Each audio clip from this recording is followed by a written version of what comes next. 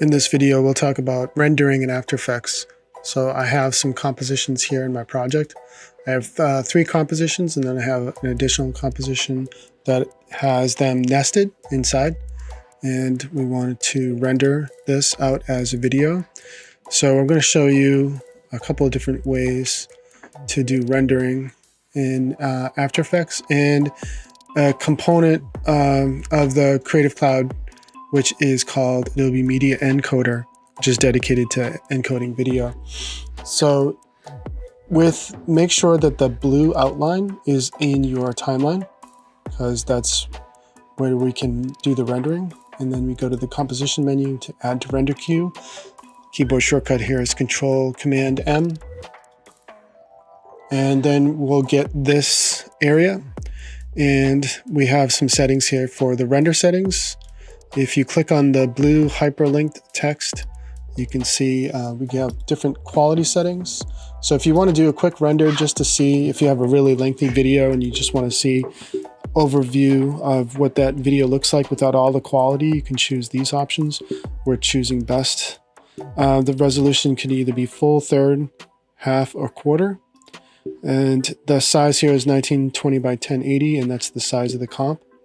And I'll click OK on that. And then we have the output mode, which is high quality. And then we have the format. On the Macintosh platform, it's going to be QuickTime, but you can see you can render to other types of sequences. And if you're on a PC, it'll probably be AVI by default. And then we have in the video output, we have RGB channels, millions of colors. You can change that to trillions if you want, and the colors that are going to be exported. If you have any audio, you can output the audio.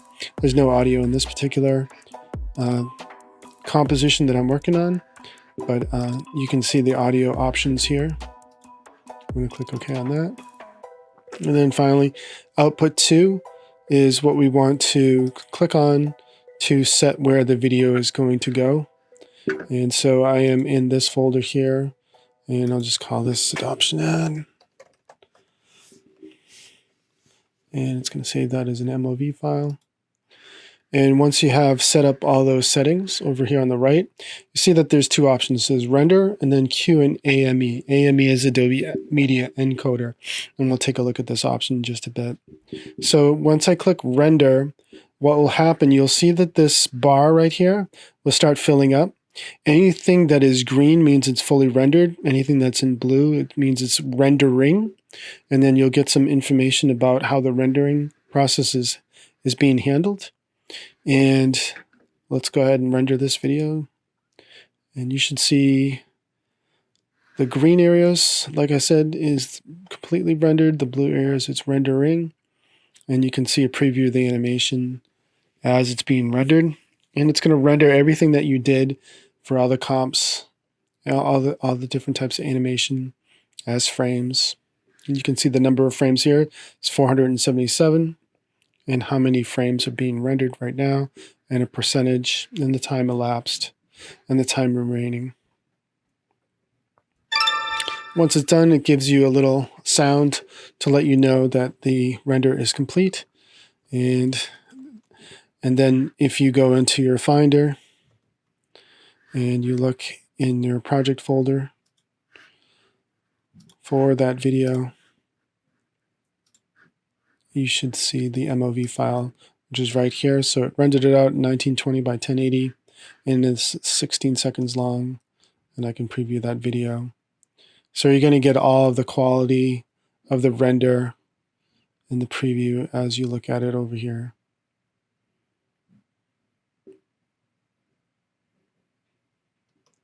Okay, next we'll take a look at how to render multiple and to put them into the queue in Adobe Media Encoder. And what I recommend is that you have Media Encoder running already. It will launch Media Encoder, but it's a good idea to just have it running because it's a lot easier. And just to show you Media Encoder, this is Media Encoder. So over on the left here, you have some options for like a file browser. And over here, you have some presets. But this is the main area that you'll be using all the time, and this is the information about what's being encoded. The plus sign allows you to add videos to be encoded. And then you can see there's a format, preset, and an output. So we'll take our 3 different comps and we'll send them to the queue, and then we'll render them separately. So if I go to scene 1, I'm going to go to composition, and instead of going to add to render queue, I'm going to go to add to Adobe Media Encoder queue.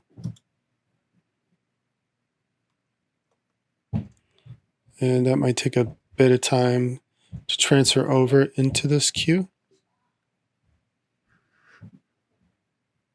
So I'm going to go over to scene 2. And scene 2 has this animation. I'm going to do the same thing. And then on scene 3, I'm going to do the same thing. And here you can see. So here's scene 1 and scene 2. And then for composition, I'm going to go to add to Adobe Media Encoder queue.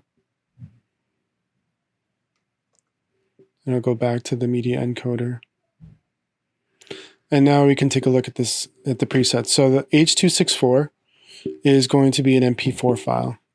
If you click on this dropdown, you can see that you have a million different options for different types of outputs. So some of these are for YouTube, some of them are for Vimeo, and you have the different size. Now this is 1920 by 1080, and I have these set to a compression of 480p, which is much, much smaller.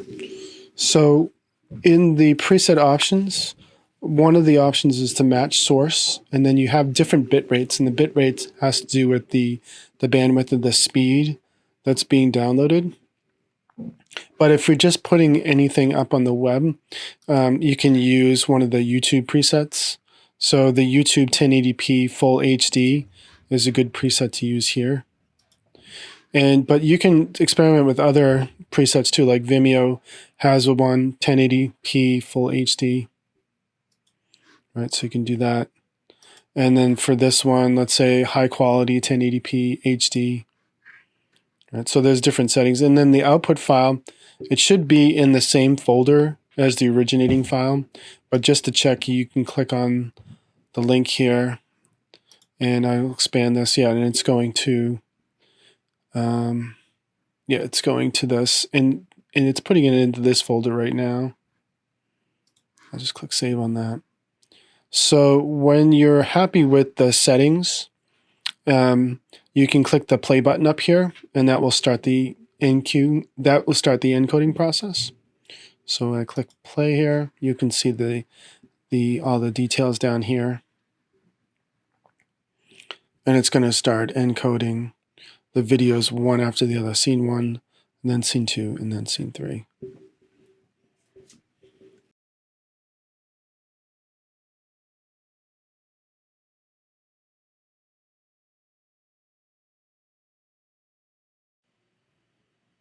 And then all those files will be saved and stored. So if we look over here under adoption, add example, we have our 3 MP4 files. And there's difference in the sizes. So from what I remember, if we go back to the encoder, so the first one was YouTube 1080. So that one's 10.5 megabytes. Second one was Vimeo 1080.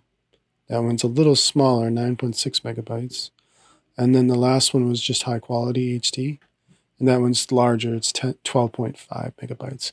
So you can get different sizes. Now, the cool thing about the encoder is if you're doing a bunch of video production work and you have tons of videos that need to be encoded, you can just line them up.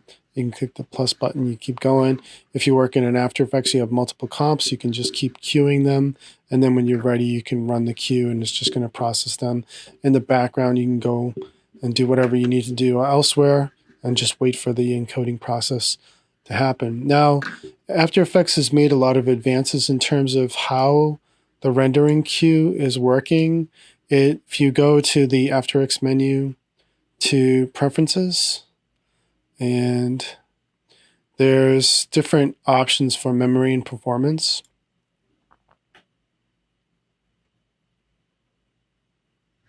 And so you can see the amount of installed RAM that I have on my machine, RAM reserved for other applications. And then, so After Effects is using 11 gigabytes of RAM out of the 16 that I have. So it's going to be a RAM hog. It's going to use a lot. And then enable multi-frame rendering, which is on, and then percent CPU reserved for other applications, only 10%. So it's really going to, it's using a lot of system resources in order to do the rendering. And then there are things like media and disk cache. So if you have an external, like right now it says enable disk cache. So the maximum disk cache it's using is 93 gigs. And that comes from the actual hard drive size. So if you have a very large hard drive, and if you're doing any video work, you want to have as big a hard drive as you possibly can because of this. If you run out of this cache, it'll stop rendering. It just won't be able to render. And then you can empty this disk cache, and you can choose a backup folder or a backup hard drive in order to boost this up. So you can choose a different folder if you wanted to. Conformed media cache. So there's some advanced settings in here for that type of stuff. But it used to be that it would take forever for videos to render, and that still could be true. It depends on the quality of the content. It depends on the assets. It depends on whether or not you're using a lot of scripts. So there's a lot of factors that go into how the video is going to be rendered and how long it's going to take to render that video. If there's a lot of 3D components, if there's audio with a bunch of different tracks of audio that are happening at the same time. So all that factors into how long it's going to take to render. These were really, really short, and it took a really short amount of time. But other videos might take a longer time. But After Effects has really improved when it comes to video rendering, and especially real-time rendering. It's really, really smooth, and you get the feedback that you need as you go. So that's rendering and After Effects and in the Adobe Media Encoder.